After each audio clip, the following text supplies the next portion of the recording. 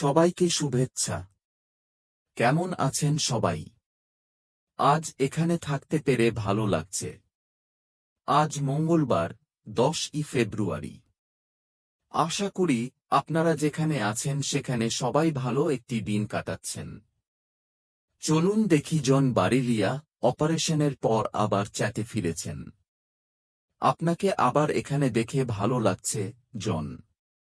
আশা করি সবকিছু পরিকল্পনা অনুযায়ী ভালোভাবেই হয়েছে। আজ ন্যারেল ওয়ালকমের জন্মদিন। আর কে আছে? এলসি প্যাচ। আপনারও জন্মদিন আজ।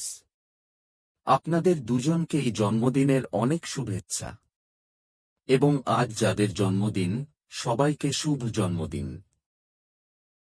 আজকের আলোচনার বিষয়টি আসলে আমার মাথায় এসেছে জিনা লিভারের একটি ফেসবুক পোস্ট থেকে, যেটা তিনি গতকাল বা গত রাতের দিকে পোস্ট করেছিলেন।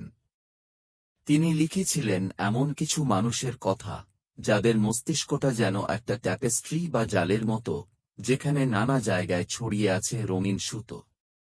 সত্যি বলতে আমি নিজেও এর সাথে খুব মিল খুঁজে পাই। এটা এসেছে প্রায় 1500 সালের শেষ দিকের একটি প্রবাদ থেকে, যেটা বলেছিলেন রবার্ট গ্রিন নামের একজন ব্যক্তি। অনেকটা শেক্সপিয়ারীয় ধাঁচের একটি কথা, jack of all trades, master of none. কিন্তু আসলে এটি পুরো প্রবাদ নয়। পুরো কথাটি হল, jack of all trades is a master of none, but oftentimes better than a master of one. অর্থাৎ অনেক কাজে পারদর্শী হওয়া মানুষটি হয়তো একটিমাত্র কাজে শ্রেষ্ঠ নয়, কিন্তু প্রায়ই সে একজন মাত্র কাজে পারদর্শী মানুষের চেয়েও ভালো। এই কথাটি সাধারণত এমন মানুষদের বোঝাতে ব্যবহার করা হয়, যারা অনেক কিছু করতে পারে, কিন্তু কোনো একটিতে হয়তো সর্বোচ্চ পর্যায়ে বিশেষজ্ঞ নয়। তবে বিষয়টি নেতিবাচক নয়, বরং ইতিবাচক। জিনা যে ভিডিওটি শেয়ার করেছিলেন, যদি তিনি চ্যাটে থাকেন অনুগ্রহ করে লিঙ্কটি আবার দিন। সেটি প্রায় 20 মিনিটের একটি অ্যানিমেটেড ভিডিও, যেখানে খুব সুন্দরভাবে দেখানো হয়েছে কেন সবকিছুতে হাত থাকা একটি ভালো ব্যাপার। আর আজ আমি আপনাদের সাথে ঠিক এই বিষয়টি নিয়ে কথা বলতে চাই। জ্যাক অফ অল ট্রেডস হওয়া কোনো খারাপ বিষয় নয়। বাস্তবে আমাদের বেশিরভাগ মানুষই এমন। আমাদের অধিকাংশই অনেক কাজে হাত লাগাতে পারি, এবং ব্যবসার ক্ষেত্রে এটি একটি বিশাল সুবিধা। আপনি যদি শুধু একটি জায়গাতেই সীমাবদ্ধ থাকেন, তাহলে পুরো ছবিটা দেখতে পারেন না। কিন্তু যখন আপনার অভিজ্ঞতা ও জ্ঞান বিভিন্ন ক্ষেত্রে ছড়িয়ে থাকে, তখন আপনি এক ধাপ পেছনে দাঁড়িয়ে পুরো চিত্রটি দেখতে পারেন। আধুনিক ব্যবসায়, বিশেষ করে উদ্যোক্তা, স্টার্টআপ এবং দ্রুত পরিবর্তনশীল পরিবেশে, জ্যাক অফ অল ট্রেডস হওয়াটা একটি বড় শক্তি।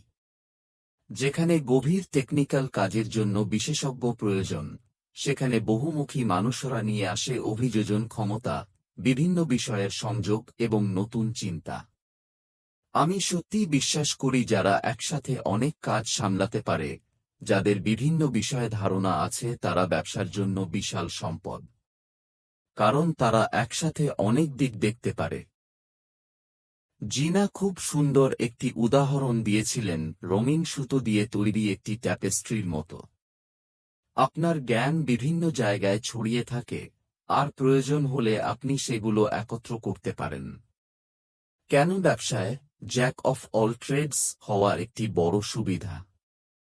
এক, অভিযোজন ক্ষমতা। এই মানুষগুলো খুব দ্রুত পরিবর্তনের সাথে মানিয়ে নিতে পারে। নতুন প্রযুক্তি, নতুন পরিস্থিতি, সবকিছুর সাথে সহজেই খাপ খাইয়ে নেয়। স্টার্টআপ বা ছোট ব্যবসায় শুরুতে একজন মানুষকে একাধিক ভূমিকা পালন করতে হয়, মার্কেটিং, স্ট্র্যাটেজি, ফাইন্যান্স, অপারেশন, সবকিছু। যদি আপনি শুধু একটি বিষয়ের বিশেষজ্ঞ হন, তাহলে এই পরিবর্তন সামলানো কঠিন হয়।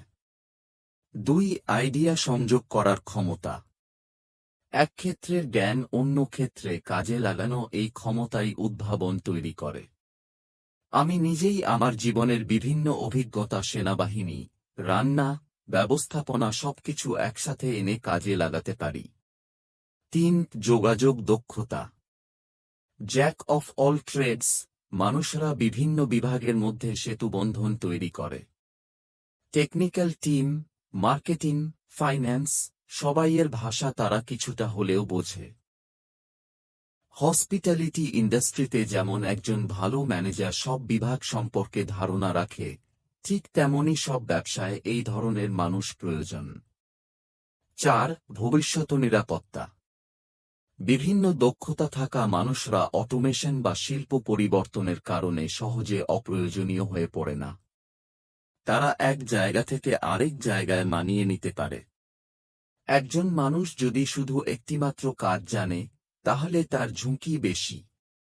কিন্তু বহুমুখী মানুষ ব্যবসার জন্য অমূল্য। কখন বিশেষজ্ঞ হওয়া জরুরি? যখন কাজটি খুব গভীর ও জটিল, যেমন আইন, জটিল সফটওয়্যার, চিকিৎসা, সেখানে বিশেষজ্ঞ অবশ্যই দরকার। আজকের ব্যবসা জগতে জ্যাক অফ অল ট্রেডস হওয়া একটি শক্তি। এটি কোনো দুর্বলতা নয়, বরং বহুমুখিতার একটি সুপার পাওয়ার। জিনা লিভারকে আবারও ধন্যবাদ। ভিডিওটি আমাকে সত্যিই ভাবতে বাধ্য করেছে। আমাদের সবার উচিত আমাদের জ্ঞানের সুতোগুলো একত্র করে একটি সুন্দর ট্যাপেস্ট্রি তৈরি করা। আজকের জন্য এতটুকুই। আগামীকাল আবার কথা হবে নতুন কিছু নিয়ে। সবাই ভালো থাকবেন।